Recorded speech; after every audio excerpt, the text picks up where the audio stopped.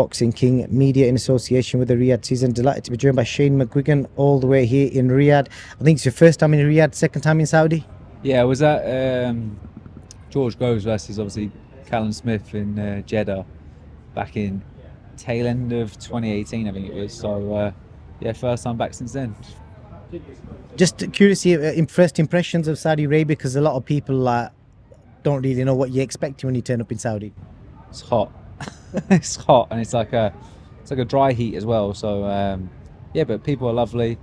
It's it's like a typical desert. Like there's not a lot. There's like miles and miles and miles of desert. Then there's like a built-up area, a bit like Vegas is a bit like that as well. Like once you get out past the strip, it's just there's nothing. So yeah, it's just one of them places. But yeah, people are lovely and been very accommodating since we got out here. I've got to congratulate you. You've just become a dad for the second time, and a shout out to Mrs. McGuigan, who's at home struggling with two under 2-year-old kids. Yeah. Little baby Kalen, he's 10 days old now. So, and yeah, my other one's 20 months. So just about nearly 21 months. So in short succession, the two of them. But yeah, two boys, going to be a madhouse. It is. I'm just curious about yourself before we talk about the boxing. How do you balance training so many top level fighters, being a dad of two young kids? It can't be easy, that.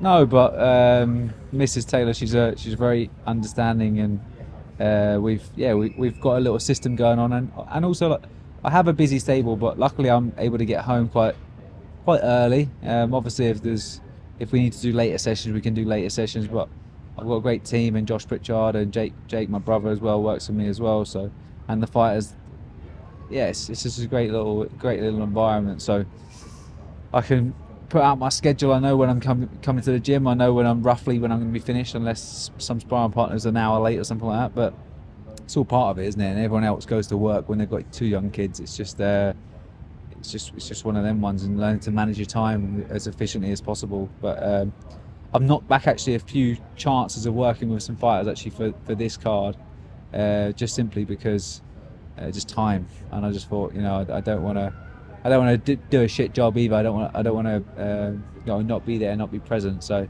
I've got my fights I've put a lot of time and effort into over the years, and they come first, and so does family. So but yeah, I'm enjoying it, man. I love being a dad. It's an amazing title to have. It definitely is probably a better title than being a trainer, I'm guessing. So let's talk about the fight. Willie Hutchinson, the first thing I want to ask you about him is, it's been mentioned a few times this week by Frank and people around Willie, decorated amateur. I know you was an amateur before, and you've obviously competed at amateur at a good level. So winning a world amateur championship, how much does that kind of mean in the context of being a professional fighter? And obviously he was Scotland's first fighter to ever do that. Yeah, but that was at a junior level. So I think you got a lot of fighters that reach a big height at a young age in the amateurs, and then they turn pro and they don't materialise. It's whether they've won at the senior level multiple multinational tournaments. That correlates more towards the professional game, I believe. Unless they're like a freak talent as well. Whenever they turn over very very young, and they go on to do great things as well. But I think senior experience as an amateur, especially at an international level, is important. But Willie Hutchinson's extremely decorated amateur career. He's a very talented lad. He can box, he can fight, he puts his shots together really, really well. He's had one defeat down at super middleweight. I don't think that suited him at the weight. I think a lot of people will read into that. Craig's a heavy favourite in this fight, but they're just looking at it on BoxRec and saying, he got knocked out by Leonard Clark in 5 rounds. But was that the Willie Hutchinson that we're going to see on Saturday night? I don't believe so. I know that he comes to my gym as a kid sparring. He did well in the spars against a middleweight I had at the time, and he's talented. I just believe that his style favours the amateurs and sparring because it's just a safer environment. The gloves are bigger. There's head guards on. Even when he was boxing as an amateur, there probably was head guards because it was at junior level. Take that off, put horsehair gloves on. I just don't think he can get away with a lot of the stuff that he does at the top level. And I think on Saturday night, which is obviously tomorrow night, it's gonna all come crumbling down on him. Craig, obviously on paper, vastly experienced. I think Willie kind of suggested that he every time he stepped up, he's lost. Is this a step up? Do you see this as a step up, or where do you kind of compare Willie in the high level of opponents Craig's fought? Where does Willie kind of rank with regards to the threat that he brings? Um, it's kind of it's look. He's not as Joshua Buatsi's is a fantastic fighter. Willie Hutchinson, I know he stood Joshua Buatsi on his head sparring. You know, he's brilliant in the gym, Willie Hutchinson. But would he be able to stand him on his head in a 12-round fight? Absolutely not. I think Joshua Buatsi would run through him, and I think Craig Richards is going to do the same as well. On skill set level, he's very very skillful. Trying to think about who Craig's boxed that's of that level of skill. I mean, he's not as skillful as Bivol, but he's a good skillful operator. So we're gonna have to be sharp early on. He's gonna have to apply the right tactics in this fight to get the desired result, whether it's mid rounds or late rounds. I believe he's going to get him out of there. So it's bold and brave for Willie Hutchinson to say that he stepped up again and got beaten. I mean, he took Frank Buglioni at 6 days' notice when he'd only had a handful of amateur fights. Buglioni was on a GB setup at middleweight. Yeah, he wasn't the number 1 select, but he ended up fighting for a world title at super middleweight. Then went up and was an established fighter at light heavyweight. Frank was a good fighter. So to lose and put up a good performance with 6 days with no amateur experience just shows that he was brave, Craig, and he would go into those situations. But Bivol probably a little bit too soon for him as well. And Buatsi, I just don't think he got it right. But it was in the balance, that fight. That was a very very close fight. And that just shows you the level that he's really at, and not being big-headed or bumptious. But I've trained multiple world champions. I've developed a lot of fighters over the years. I believe there's not one fighter that's left my gym and got better. And I believe I'm going to get the best out of Craig Richards. You expecting a knockout based on what you're saying there? I believe so. Yeah, I believe he's going to knock him out. And just you mentioned sparring there. One of our sponsors, the Ready to Fight application, I don't know if you're aware of it or not, but people register on there and you can find sparring partners on there. What do you think of the concept of an app where, say, loads of fighters around the world put their own videos on there, and you could, as a trainer, just log on there, look for a certain style, certain stance, and find somebody quite easily? It's quite a good concept, but also who they're sparring. There's plenty of people that have turned up at our gym that might have said that they're good fighters or whatever, and so I'm just trying to, I'll shut that down. That they're good sparring partners, and they just show up and they're not all out, unfortunately. But look, the contact is the most important thing. A fighter's got to be willing to go and spar. We always struggle for sparring in our gym. There's lots of people that knock us back, so I would be all for something like that. Yeah, it's a good concept for sure. Good stuff. And I'm not going to get you to do breakdowns of the fights, but just some quick predictions how you see him, because I'm no doubt you'll have got some ideas in your head who wins. I'll start with Raymond Ford, Nick Ball. How do you see that one playing out? Raymond Ford's definitely very tight on the weight. I believe he also has a tendency to switch off. The fight that he won the world title in, obviously he got that stoppage late, but he switched off a lot in that fight. He also got beaten by a guy earlier on in his career that he just switched off and didn't turn up for. He has all the attributes, all the ability, but a busy bee like Nick Ball, you can't switch off and give rounds away, because I think his punching power is talked about, Nick Ball's, but I think it's his work rate that's his most effective thing. So I'm excited to see that fight. I believe it's going to go to points. I think Raymond Ford has a skill set to do it, but I wouldn't be surprised if it goes either way on points. If you had to pick one, I think I'm going to lean more towards Raymond Ford. Okay. Next one, obviously, you've picked Craig to stop Willie Hutchinson. Hamza Shiraz, Amo Williams. We saw Amo yesterday. I don't know if Hamza said it in an interview that he saw tears down Amo's eyes after that face-off yesterday. How do you see that one going? I think that's one of them ones that I'm struggling to pick, to be honest. I said in a previous interview that I believe that Amo is going to win, and I actually think that ends in a stoppage. I think Hamza is really dangerous early on.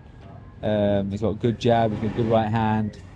if he can find the range and find the time, and I believe he's got the ability to hurt Ammo Williams, and I think he could stop him early. But I think that the grade and the skill set leans towards Ammo and the level that he's boxed at, and also most likely the level that he's been a part of in the gyms would be higher. So his IQ is a little bit more developed, ring IQ. I think if Ammo is able to move and sort of offset him early and take away his attributes, I think he could stop him. But I wouldn't be surprised if Hamza dropped something on him early on. It's an interesting one, that, because I don't think I've met anyone that's picked Ammo yet. Your ex-fighter Daniel Dubois against Filip Hrgovic. There's been loads of talk about world titles, but we found out earlier today it will be for the interim IBF title. It's a big opportunity for Dan. I spoke to Don Charles the other week, and he said he's added layers to his game, and he said he's improved his defense, work on the outside, etc. So just based on all that kind of stuff, does Daniel pull off this win as the underdog? I would hope so, but I don't think so. I believe that, I mean, look, I had Daniel in the gym for a couple of years. He looks fantastic in the gym. I've had him sparring guys and he looks brilliant. He hasn't been able to yet show that on fight night. Even Usyk, like I've seen, yes, it was a good performance for Usyk, but I know that the Dan Dubois in the gym that I've had in the gym, he can do it all. He just can't do it on the night as well as he does behind closed doors. And I think he gives the jab too often, and that might be the telling factor in this fight, because Hrgovic is sharp on the jab and is accurate. But Dan has the ability to hurt anybody in the heavyweight division. He's so heavy-handed and he's got great feet. He likes guys actually coming to him, but coming to him tucked up, which Hrgovic doesn't do. Hrgovic will push him back on a long guard and he'll make him fall in a little bit. And I think it's going to be a chess game. If either of them hits each other, they can hurt each other. I just think the sharpness might lean towards Hrgovic. Main event, Zhang Wilder. People are completely split on it. Who's knocking who out? Zhang's going to knock him out inside 6, I think. They're both, you've always got to look back on their recent performances, and they both weren't at their best. But Zhang was a lot closer to his best than Wilder was. And I really struggled to see Wilder reinventing the wheel at this stage, especially with someone that's like a decent counter puncher in Zhang, and also a big lump. I mean, the fact that he's big, I mean, he's slower, and that might allow Wilder to set up his big shot. They always say the punch is the last thing that goes, but it just looked like he weren't set for nothing against Joseph Parker. I know Joseph Parker was good at just offsetting and feinting and just getting him to change his feet all the time, but Wilder was running around. He just didn't look like he just didn't look anywhere near the same like specimen that he was before. His legs have got even skinnier. He just looks a little bit more frail, and the age is maybe catching up with him. So it would be a hard argument to lean towards Wilder in this one. So I'm leaning towards Zhang. But you just never know. They've both got the power and the ability to hurt each other. Just I think Zhang is just a little fresher. Based on that, Eddie Hearn walks away with the $3 million. I think just tallying the points up on my phone. Last thing I want to speak to you about, Shane. But they're all in the balance, Golf. Do you know what I mean? They're all in the balance. Like, let's be real. Like, Nick Ball could easily win. You know, Hamza could knock him out. Yeah, exactly. And that's the beauty of it. I mean, at the end of the day, Frank Warren has picked his men because he believes that he's going to win. You know, one of them might be a wild card. Do you know what I mean? Like Daniel versus Hrgovic. That's kind of a wild card because Daniel is, you know, he's not boxed at that elite level, but he can punch. He's a world-class puncher. So like that's him maybe rolling the dice on that one, because Hrgovic as well has held that position for so long. He's about to fight for a world title. So that I would say is his wild card, but everybody else is picked because he knows that he believes in them to win and win well. So yeah, I mean, all of these predictions that I've said could easily go the other way. Definitely could, and like I said, most people are split. The last thing I want to speak to you about, Shem, before I let you go, is the big fallout from the Fury Usyk fight. The big talk about the three trainers in the corner. I know you're very particular about the way you work your team. You got Josh Pritchard who works with you as well. Do you have a third? Is it Bumble? No, well, Ian Johnson, Jumbo. No, he's just a cutsman that I like to work with. Even cutsmen, the thing is like if you hang around boxing long enough, they feel like they want to say their piece, and sometimes communication is good. It just can't be in that 60 seconds. You can communicate for 3 minutes outside it. With John Fury, could have said his part. Andy Lee, who I respect, reads the game well, was talking sense in that corner. You need these 3 minutes. You need to go and win this round. And then you got another guy, John Fury, saying just play it safe, because he's worried about compassion about his son. Just don't take no collateral damage. I don't want you to get knocked out, because he's just seen him 3 rounds before get badly hurt. So you can't have emotions in the corner. Like, I'm close to all of my fighters, but at the end of the day, I would not be able to look myself in the mirror if I said, "Oh, I'm pulling you out," or "play it safe." Whereas, like, the undisputed heavyweight world title was on the line. You can't play it safe going into the 12 rounds when it's in the balance. Do you know what I mean? So it was a bit of a mess, and that's why I keep my corner small and quiet. How difficult do you think it'll be for him to like regroup? Like, can you see Tyson? Did you see enough pluses in that first fight to think that he could turn it around in the rematch? I think so. I mean, you just got to look at the fight and think. Tyson got comfortable in that 9th round. He got caught with a silly shot, swung the complete fight.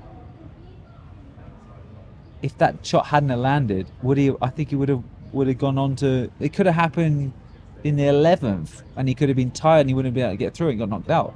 But those are the questions that sort of we can talk about as boxing fans, as journalists, as like predictors, for instance, in the rematch. But he definitely showed a lot more than I was expecting anyway, and it was a very highly skilled fight. It was competitive. The one thing I thought that they were going to lack is the power to hurt each other, and they both showed that they've got that, which just sets up for an amazing rematch, but also one that Tyson Fury can easily come back and win it for sure, because he got lots of success in them mid rounds, and I thought he was in a groove, and one shot swung the whole fight.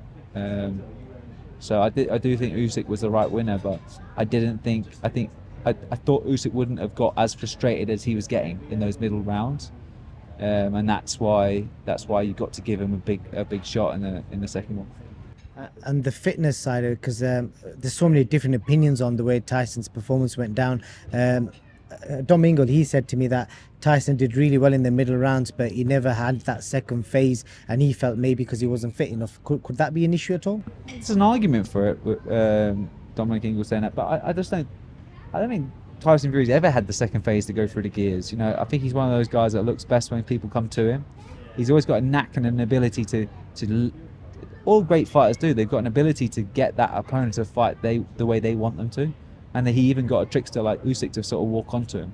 And he was sharp. He was sharp with his shots. He was bringing his shots back nice and quick. He wasn't leaving shots in, trying to knock him out.